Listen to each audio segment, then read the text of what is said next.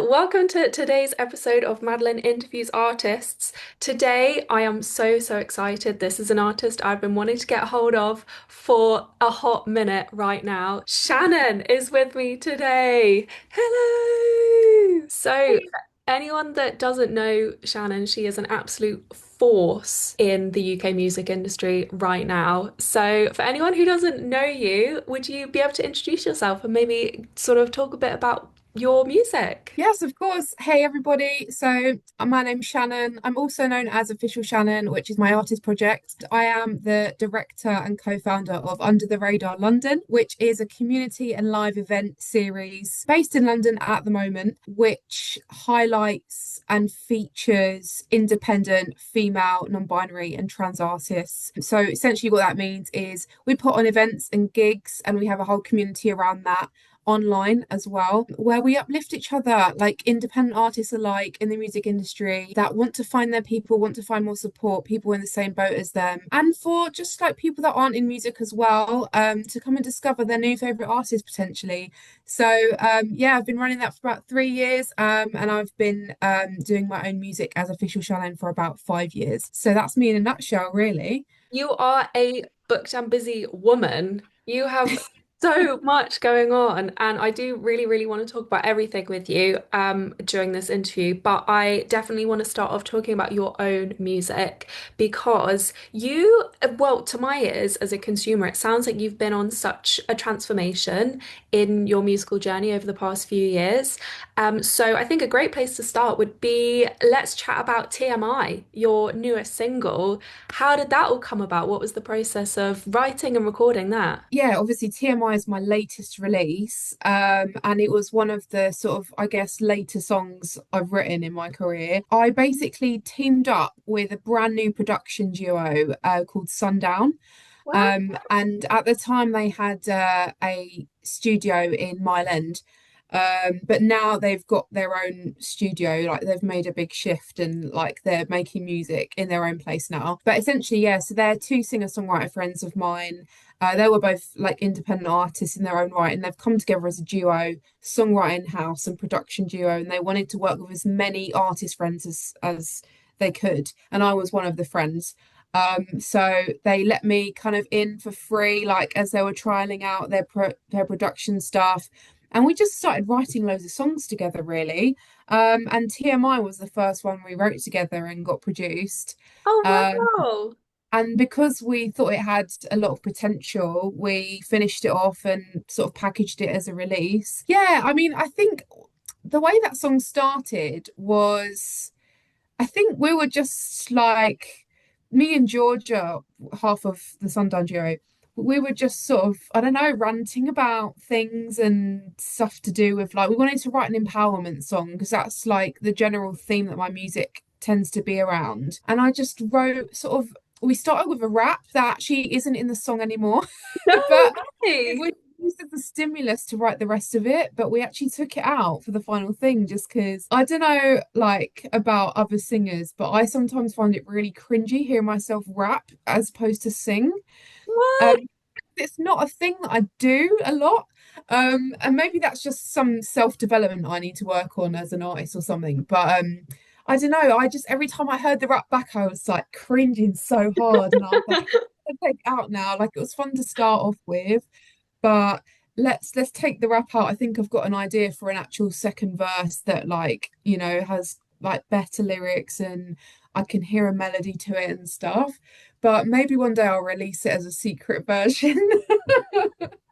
We need to get the 14-minute long rap version, Shannon's Oh version of God, yeah. TMI. So, and then I guess the meaning of the song, it was kind of, so we started writing this rap about like, I don't know, like feeling like you're your best self and like, oh, they wish they knew me sort of thing. And just kind of being, I don't know, like, not like trying to be cocky, but just like, just feeling the best you could about yourself in those, on those good days sort of thing.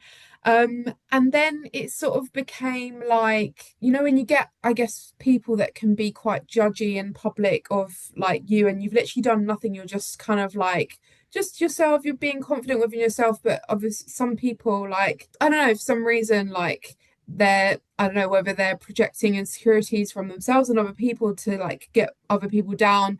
Like it can make you feel kind of small when you feel like other people's eyes are on you or they say negative things to you and you have literally done nothing to them. So it sort of turned into that sort of narrative with the song. And it sort of became like, oh, I'm giving TMI, stands for too much information, but it can also serve as like I'm giving TMI visually, like, you know, if I'm giving too much skin or if I'm wearing an outfit that doesn't sit right with someone else's views or opinions, then it's like I'm giving too much, but I'm gonna do it anyway because that's how I present myself. It's my expression, it's who I am. So it's kind of, having that empowerment as the backbone and putting a narrative in front of it. So we just sort of weaved this narrative in and made the song TMI out of it, basically. Oh, it's such a good message. And like to me as well, the lyrics when I listen to it, there's something, I don't know how quite to word this, like a little bit sort of revolutionary in the lyrics because the R&B genre is kind of it's so male dominated and it's dominated by a lot of kind of misogynistic lyricism. And I just love that Yeah. you've entered the R&B genre with like, no. Actually, I'm going to reclaim all of this. And yes, I might be TMI in your eyes, but this is just me kind of being me. And I Yeah. love that through line in all of your music. I think it's just beautiful. And we need more artists like that as well, kind of speaking out about treatment that women do receive sometimes, unfortunately. But Yeah, definitely. Thank you so much. Yeah, I've always wanted to be quite straight talking and but also have an ounce of like cleverness and metaphors within the lyrics, but also kind of have quite a clear message when I'm writing as well. So I'm glad it comes across that way. oh, it really, really does. And like in whole, I've got your discography in front of me here. It's like every single song, it it's like it's so emotional as a woman to listen to because it does feel like kind of personal, but it's like the messages are really, really, really important in that. Do you think that because sort of listening to some of your back catalogue versus now, the genres Hmm. are quite different. Do you see yourself sort of pursuing the more R&B pop route? Do you know what? I feel like I speak for a lot of artists when I say like we're all figuring it out along the way. Like even when you like, I mean, I'm 5 years in now, and like I still love to just write whatever comes to my head, like despite what genre it turns out to be, because I just feel like my music connects through my branding as an artist and my messaging. I think I released maybe a couple first singles about love and heartbreak, but I feel like everyone does. And I've moved on from that now, and I'm like, right, I've got those songs out of my system I've probably wrote them as a teenager, to be honest.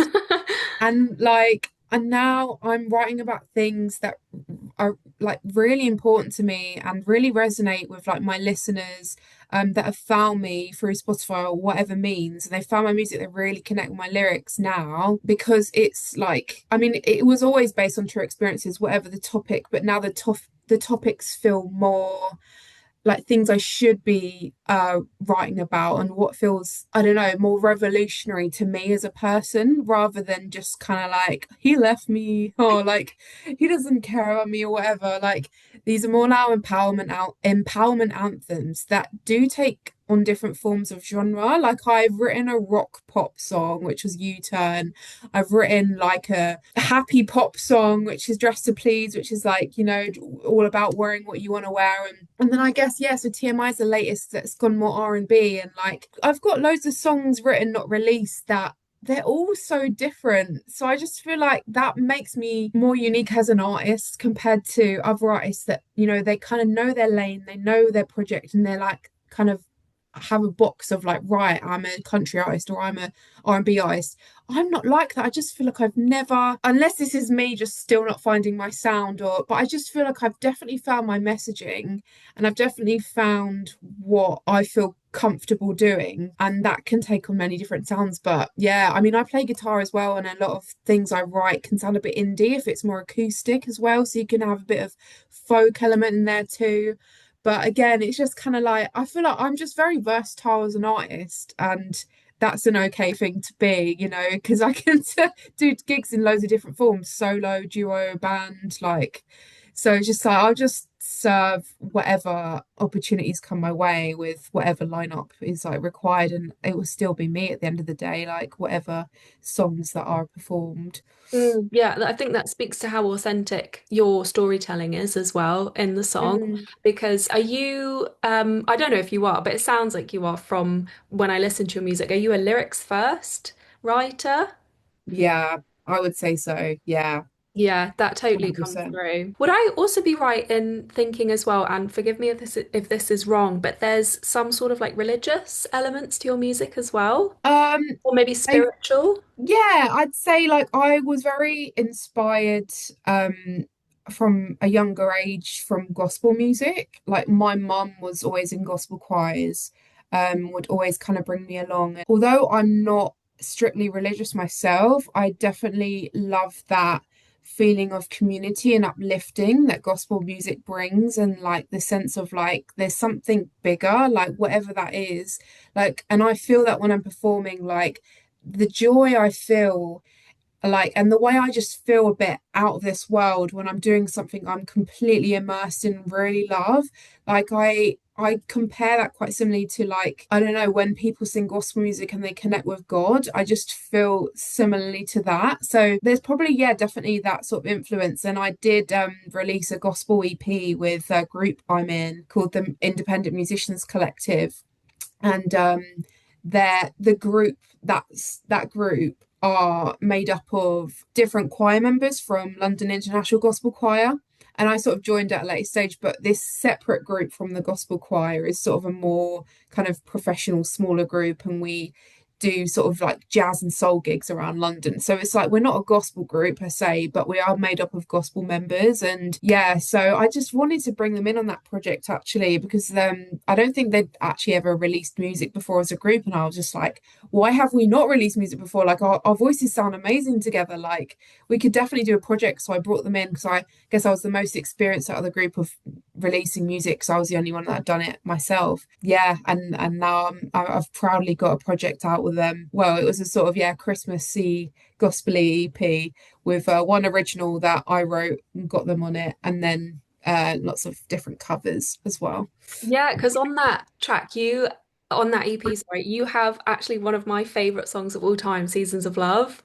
Oh yeah, Oh yeah. my gosh. And your cover of that is beautiful. And Thank yeah, you. interestingly from a musical as well. So have you got kind of like theatre musical roots in you? Oh yeah, I'd say definitely. I'd say probably more theatre in me than gospel in me actually, because I did a Ah, lot of training. I did musical theatre training for 5 years.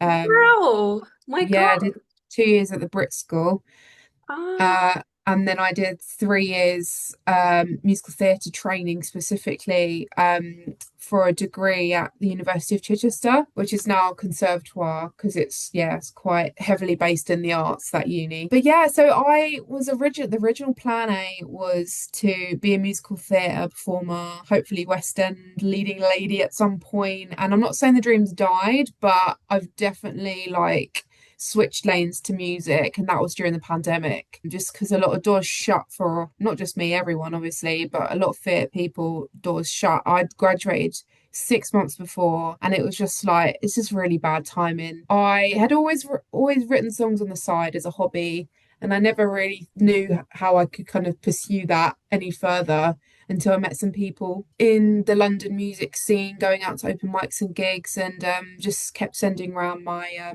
SoundCloud of like literally I just recorded an acoustic EP just myself at home, like didn't know what I was doing, just literally just invested in some recording equipment, like a starter pack, and started sending it out to producers that actually no, I didn't even send it, I didn't know any producers. I put an ad on Gumtree of all places, No and I got producers reach out to me from there.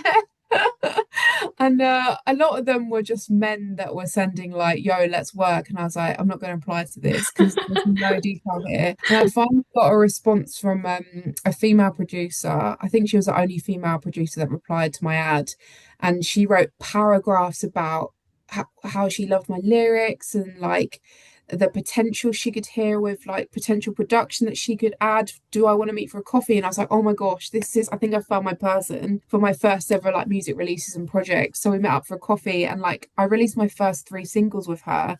Oh, So she oh, really helped me get my music career off to a start. that's so And yeah, beautiful. so but Gumtree of all places, people you got to try and put your things out wherever that may be. I respect the hustle. I really respect the hustle. Like, I would never ever have thought of that, but that's so smart.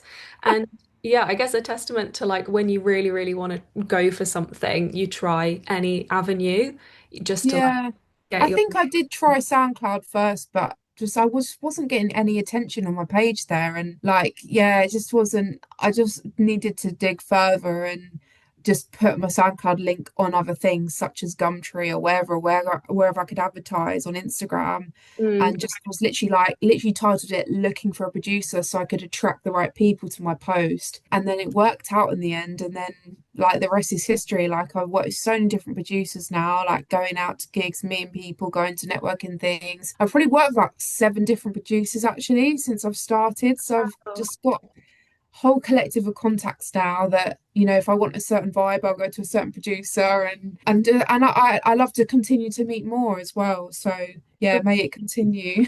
Yeah. Do you find like the idea of collaboration then is super, super important to you and yeah, creating a sound that you really want? Yeah, definitely. I've actually always collaborated on every single project just because I don't know how to produce yet myself, and that is another thing I would love to do. But I think just with the time I've had or lack of time I've had to learn, I've always sort of relied on collaborating with other people. But at the same time, I've loved it. I've loved different because people will come up with ideas that I would have never have come up with myself that I actually really enjoy. And then like I'm quite a perfectionist as an artist. So if there's something I don't like, I'm not afraid to kind of say, right, that's not the vibe. I'll always suggest something else that's kind of more, I mean, essentially what is for my project. And people love the ideas that I give back too. So it's just really a 50-50 contribution to try and make obviously the best art possible. So yeah, I really do enjoy collaborating, and it's definitely been the foundation so far of everything I've built. So Do you, because one thing that I really want to do with my YouTube channel here is try and get more women into the creation fields of music. Do you have any tips to anyone that's maybe watching this that's thinking they really want to enter into a studio or into a recording session, but are sort of feeling a bit of like anxiety or nerves around, yeah, entering what can maybe seem like a bit of a scary space when you haven't been there before? yeah, definitely. So I definitely suggest trying to find contacts that you're comfortable with first before you step into a studio, because there's nothing worse than going into a studio with someone you don't know. You don't really know what the vibe's going to be like. You haven't built up a relationship with that person if they're a stranger yet. So if you do have any musical contacts, like a producer, for example, or just a guitarist friend, and you want to start writing songs or producing with them, I'd say like try and do it with those close friends first. Get used to being like in a recording studio with those people that are close, and you have a safe space with them, because you might not even be used to, I don't know, hearing your voice back through the speakers for the first time, and you'd rather do that with a close friend or a contact than a stranger, because that will make you kind of even more anxious, I think. It's quite a scary thing as a singer hearing your voice back for the first time when you've recorded a take and you're like, oh, it's like, and the other person there is hearing it too, and you're kind of like, did I do good? Like, I don't Yeah. know. Yeah, I don't know. I guess that would be a good tip. Like, that's if you do have those like close friend contacts. And if not, I'd say get to know people a bit better. If you can go out to events and like grab coffee with people, maybe that you see online, try and like build a connection with them online first if you admire their work, and if they like what you're doing too, and there's a mutual connection there, yeah, meet up for coffee and like I don't know, do like a jam session, see how it goes. And then if you guys work really well together, then you can do things like going to a studio together or wherever it may be and creating the art together. So essentially, don't rush that process at all. Find the right people to work with, and it will kind of like naturally evolve. Is Yeah, that because the it process? is quite expensive to make music as well, especially if you start working with a stranger. They will have a rate that you work with them, and if you're paying a rate to work with a stranger and you don't get on with them and you're rushing into it because you're like, oh, I need music out, Mm, you might have ended up with a product that you don't like because you're too scared to say you don't like something because they're a stranger. You don't have that, or whatever the relationship is, and then you've wasted your money because you might have ended up with something you don't like just because I don't know, or you might not enjoy working with that person and not realize till the second session or whatever it is. So relationship building is so important before you put your money anywhere and before you make any decisions about your personal project. Because at the end of the day, like no matter what advice you get, like it is your project. So you have to think about what's best for that. I think that's a mistake we've all made at moments spending money where we wish we hadn't. Yeah, but then I mean, and it's fine to do that because then you learn from your mistakes and you grow and you go, okay, well, I won't do that again, or I Yeah. won't do it that way. I'll try it a different way that next time. But obviously, yeah, I mean, it's great to hear from people that have already done that and gone, I wouldn't do it that way. Yeah. But yeah, again, like you don't grow or learn until you find out for yourself sometimes. So yeah, I mean, So, what is next for official Shannon in terms of releasing? Have you got anything in the works at the moment that you can tease? I've only told this to my mailing list subscribers, I think. So, but I'm happy to share on here because it will kind of get shared soon, I think. I'm putting together a live performance album of Wow. a show that I did and got recorded back in July, and it's got Wow. TMI in there, live version.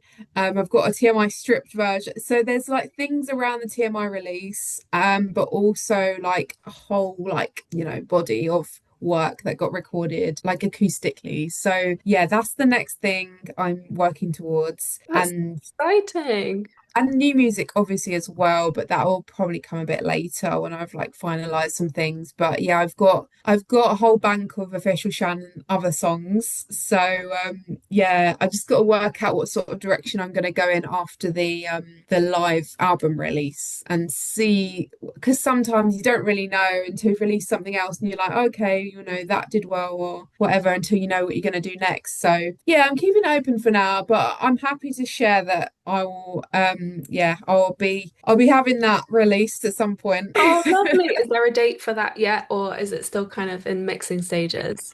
Oh, it's still sort of being put together in terms of like, yeah, packaging up and mixed, but I'm hoping before Christmas because by the time Christmas comes, I'm gonna re-promote my Christmas EP again. Ah, So it just makes sense because I only released it last year. But I might do it. Yeah, I don't know. I would love to have like the new like live album on Spotify and things, but I'd just love to have like a package on maybe like Bandcamp people can buy and just see a whole and attach the live video with it as well. So people can see an official Shannon gig for like a fiver online, even if they couldn't make it, they were in another country or whatever it is, and have that for people to just like purchase, rather than just kind of like, and then maybe I'll release it to stream afterwards or something, or after Christmas. I might just do some exclusives on my Bandcamp and that monetize as an artist and try and actually make some money. God, yeah, Don't know. that's it's such a hard thing to navigate that, isn't it? Because you obviously want to release your music out into the world and put it on all the streaming platforms and everything, and then you just earn like 0.002 pence of a stream or something per every time Yeah. someone listens. How do you kind of navigate the whole like industry side of music, in terms of earning and, as you said, Bandcamp and trying to stay like authentic with your music? It's such a hard balance, isn't it? Yeah, I mean, I'm still trying to work out how to make money from a lot of things in music. Like I did a bit of merch before. I made a few tote bags, and I need to get better at doing merch. I just sort of like, I think I get a bit scared about taking the risks of buying a bulk, and I'm like, you have that imposter syndrome of like, no one's going to buy this, like, but actually people do. And it's just the way you go about it, like just and just I think the most important thing is like creating endless possibilities for yourself as an artist, even if like people don't buy things, like at least you have the merch there, like you've got it physically there, because otherwise the alternative is you never made any and there is physically nothing to buy from you. So, and I take a lot of inspiration actually from an artist called Rachel Croft. I think loads of people like speak about her all the time anyway to me. And like I've met her a couple of times in person, but she's built up a real sort of artist-based TikTok following as well as her own following as an artist. But she gives such amazing advice for free on TikTok about how you can monetize and actually make money from your artist project. And it was actually like from one of her videos that actually inspired me to do this live album thing because it's like I'm getting it recorded anyway. Yeah. Why not like actually, get it properly edited and like get the sound like mixed all perfect and stuff, package it and actually sell it because so many people, like so many of my fans might have missed out of that on that gig. And obviously that will never happen again, like in terms of that venue, that time, that place, like that performance of TMI. So because I've got it recorded now, it's actually an asset to me as an artist that I can share and offer like for literally like not even that much. People can like pay to see a gig of mine for like half the gig ticket price, but online from the comfort of their own home. And it's just initiative, like I think like business initiatives like that, you just got to think a bit more carefully and be a bit smarter about as an artist to be like, okay, well, I can't make any money from streaming. That's not going to change anytime soon. But what other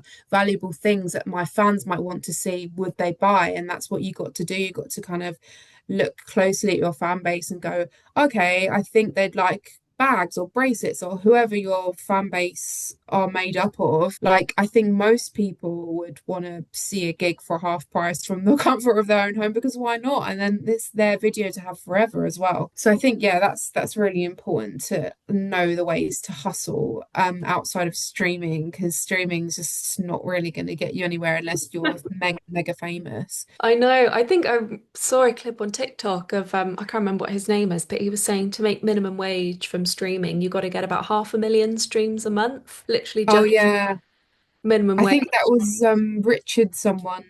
Oswald. Yeah, Sounds right. Yeah. I saw that video. Yeah, I know. And then like it was like he was saying that to someone who's like, "Oh, really? I had no idea." And it's like all us musicians, we knew that. We knew it, we know that. We've known that for a while. Oh, I know.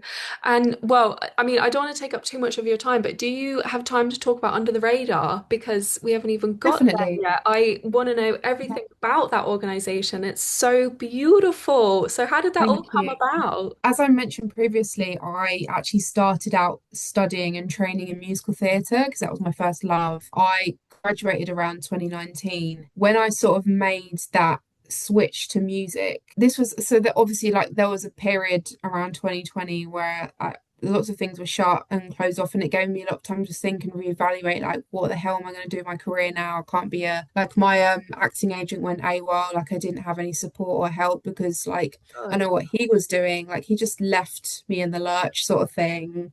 And I was just like, well, I'm not hearing back from my agent. There's no work. The theatres are all closed. Like, okay, I'm not going to be able to do anything for a while. So I did get like a normal job for a bit, working at uni. But anyways, it gave me a lot of extra time to just really focus in on like writing my own music, being at home a lot and just being left with my guitar and like just like trying to get some like recording equipment together. Anyways, jump to when I started doing maybe my first few open mics and put myself out there once like lockdown restrictions had eased up and stuff. And the music scene was kind of slowly coming back. Like there wasn't many female artists or like female creatives behind the scenes, such as like sound engineering, that I could find wherever I went. And it was quite daunting and intimidating just being like the only female in a room, like during an open mic. And I just didn't feel like there was much representation when I was going out and trying to kind of make connections and do my own thing. And that I'd never ever heard of an all-female lineup before. I guess as I was doing like other gigs, like kind of progressing a bit more and like doing other venues, I had some good gigs and some bad gigs, as everyone experiences. And after the bad gigs, that actually just made me feel really shit, to be honest. Just the way I was treated as an artist by, again, like male promoters, no female or like women creatives in sight. I just thought to myself, if I was to run a gig, I was to curate artists, like it would not run like this, like the bad experiences I had, and I'd make it so much better for how the artists would be feeling afterwards, and even to the point of like them being informed before the gig about what's going on. I kept this to myself for a bit, just in my thoughts, and then I met up with a friend who was a lot more experienced in organizing events than I'd ever done because I'd never done that before. He'd had experience taking bands on tour in America. Like he was quite a big deal, like had a lot of experience, and we were friends. And I just met up with him for a drink, just laid out my ideas and my frustrations and how I was feeling. And I was like, I'd love to put on an all-female lineup. And literally that day, I was like, I want to call it Under the Radar because I feel like, there's so many amazing talents and so many girls I graduated with from uni as well that just all felt the same. Like after COVID, there was just no opportunities for like acting, singing, dancing. Like everyone was just struggling. But like, I don't know, like women in particular in the music scene, I just found it particularly challenging as myself, as a female creative myself. So yeah, I pitched the idea to him and he was like, I love it, Shannon. I'd love to work with you on it. Like, let's start this. So Under the Radar started from that conversation in whatever pub it was in London. Oh, Um, wow. and we put on our first event at Amp Studios in New Cross in London. It was the 18th of February 2022, and we had maybe over 100 tickets sold for our first event, which is actually crazy Wow. because we'd started Instagram, we had 20 followers. I was like, who even are these people? They don't even know us. They haven't even been to an event like, but I think because it was so needed in London, everyone was like jumping on the idea, like, oh my God, let's go to this new all-female lineup event. And back then, like it wasn't done much in 2022. The only thing was that day, February the 18th, was the day that Storm Eunice struck in everywhere in the UK. Oh my So God. like I had some friends from like different areas of the country coming. I had an artist traveling from Manchester to come and do it. Unfortunately, they just couldn't get to the venue because the storm stopped all the trains and everything. It was really bad. So we had two artists out of six drop out because they're coming from different ends of the country. And God. actually, like it was event organizers' worst nightmare because that storm ruined everything. And I think out of the 100 tickets sold, we probably, to be fair, it was a good turnout. It was about 70%. So we had 70 there. But I think all those 70 were London based and there was about 30% out coming from outside of London.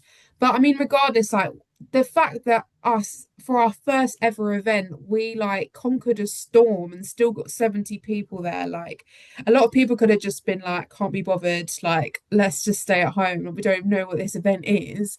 So many people came and they loved it and they were like, so glad we came. And then we just started growing and growing from there. Like we put on more events that year. And then my friend is called Tom. Tom's dream was to put on his own festival. And Wow. it kind of grew that we aligned our dreams together. And basically, like, we were still doing these London gigs, but building up to this big festival that he wanted to plan that he brought me onto.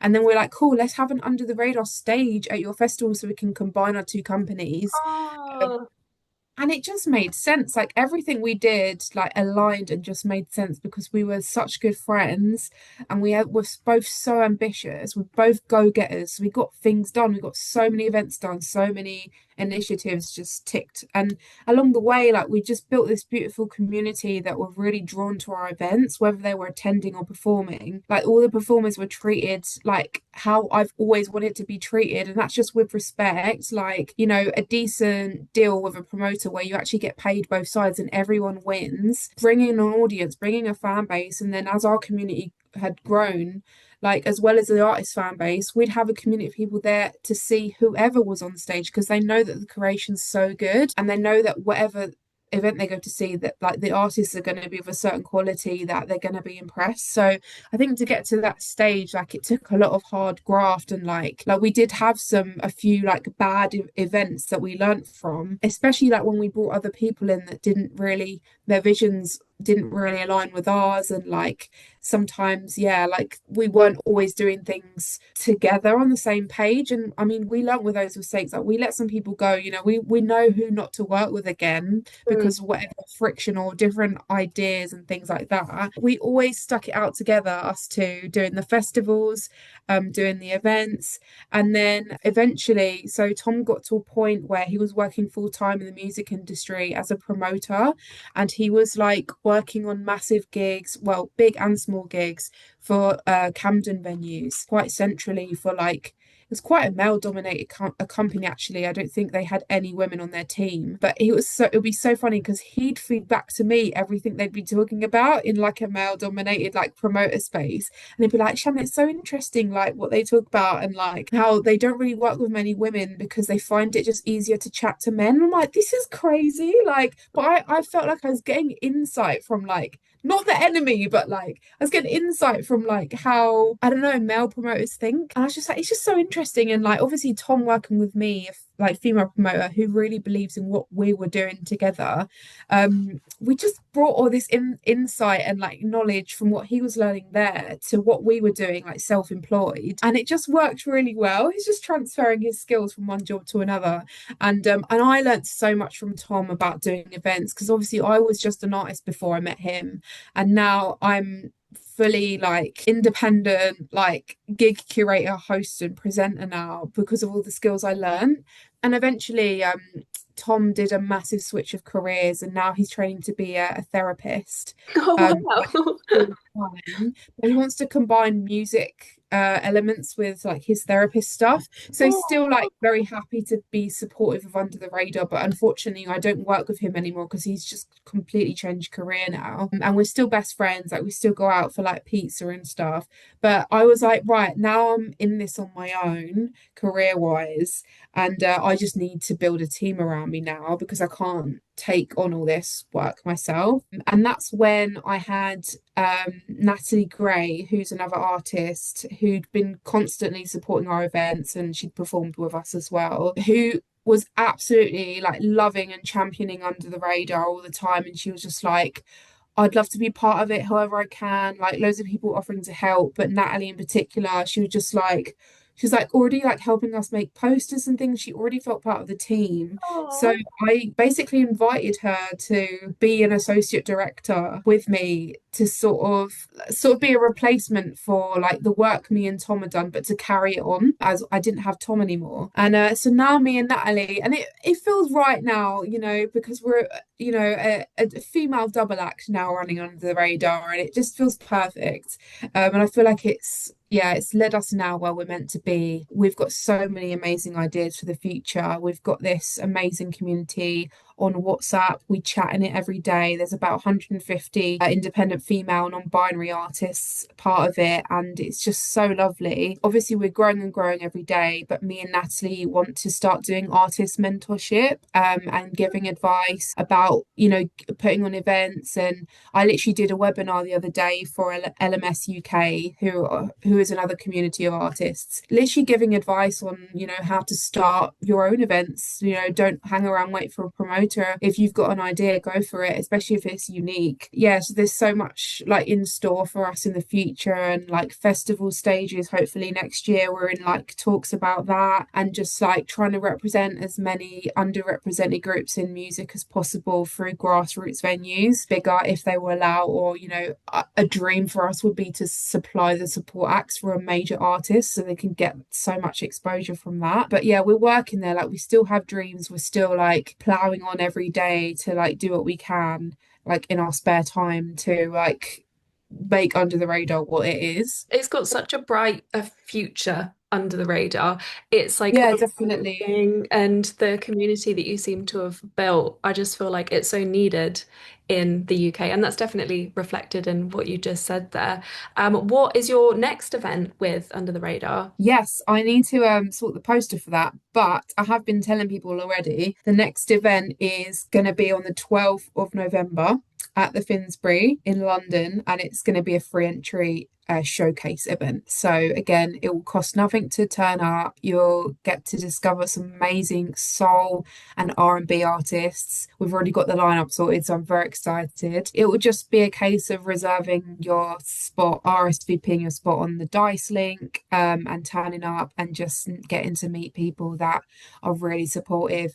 And I will say this, another unique thing about our event and our gig is that you will not find like a more supportive audience anywhere else. I always get told this, like every single event, because we attract the right people in the audience. Like we do have a large audience a lot of the time, but that's not just bodies in the room. They're actually people that are there to really engage and listen and get inspired. And they'll give you the loudest cheer, like after performing, like the performers feel amazing after they perform with us. And that's all I've ever wanted it to be. Performers like having the time of their life, like doing what they love and actually getting a good reception for it.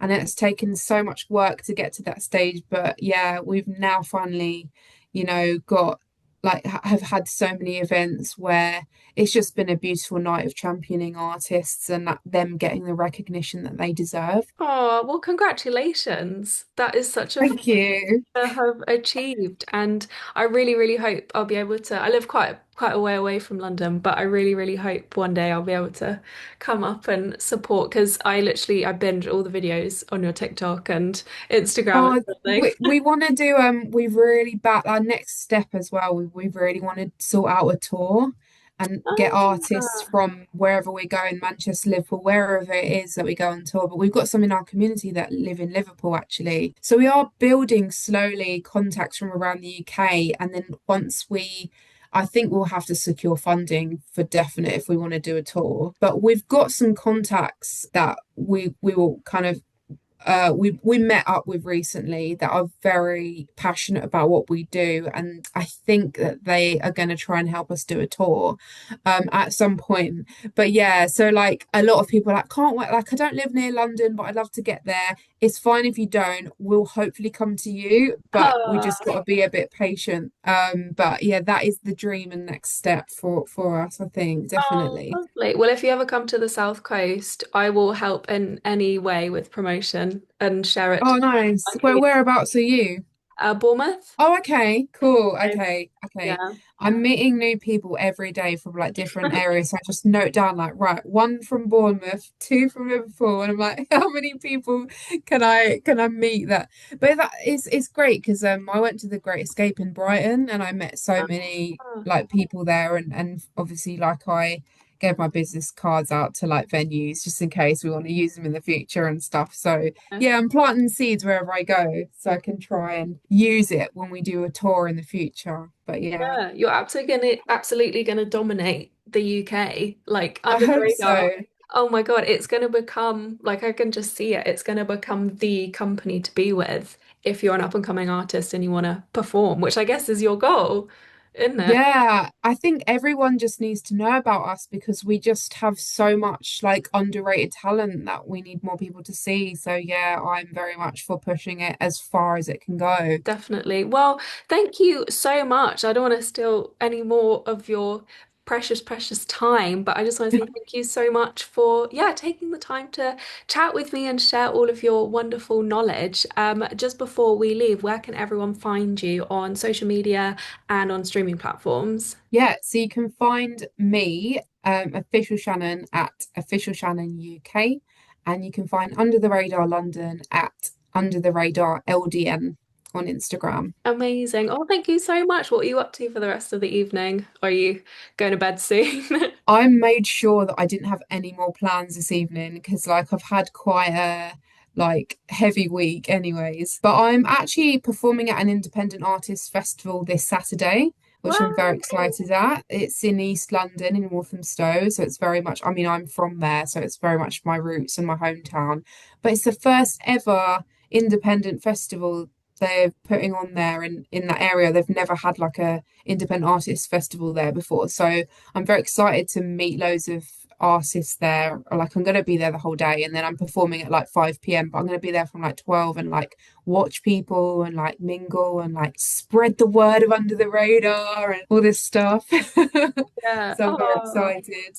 Well, good luck with that, and please post any videos on social Oh, media. I'd love to definitely. see that. Well, Yeah. thank you so, so, so much, and I hope you have a very chilled out, relaxing evening now. Watch a comfort Well, show or something. Well, thank you. yeah, definitely. I hope we'll get to meet sometime soon, but for now, thank you very much, and goodbye. Bye. Thank you so much.